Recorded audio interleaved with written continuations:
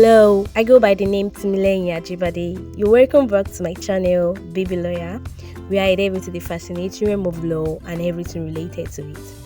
If you are joining this channel for the first time, you're welcome. And do not forget to hit the subscribe button and also the notification button so you'll be notified whenever I drop a new video. On today's vlog, I'll be sharing 5 key tenancy law you absolutely need to know. The first law on my list is landlords must provide a written and clear notice before terminating the tenancy agreement. For instance, landlords must provide a minimum of 6 months notice for yearly tenancies before terminating the tenancy agreement. For example, if a landlord wants to terminate a yearly tenancy that ends on 31st December 2025, they must provide the tenant with a written and clear notice by 30th June 2025.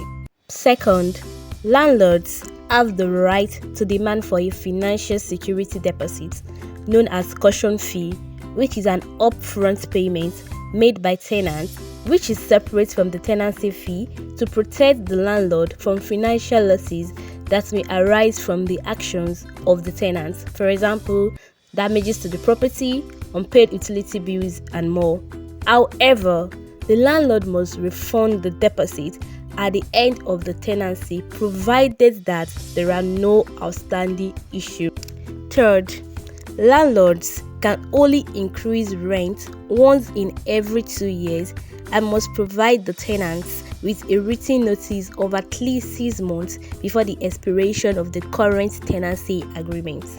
Fourth, tenants cannot sublet the house without the written consent or permission of the landlord. So it is very wrong as a tenant for you to sublet a part of the apartment to another person without seeking for the permission of the landlord. Therefore, you cannot sublet the house if the landlord did not agree to it. The last on today's vlog, tenants have the right to be served a compulsory 7 days notice to recover property after the expiration of a validly served quit notice. For example, if a landlord has already served a tenant on a yearly tenancy agreement 6 months notice to give up the possession of the apartment, the tenant is still entitled to a compulsory 7 days quit notice after the expiration of the 6 months notice before any legal action can be taken if it did not vacate the apartment on or before the 7 days. Thank you so much for staying by. That will be all on today's vlog. Anticipate my next video and do not forget to like, share and subscribe. And remember, this channel is fun, educating and legal. Bye!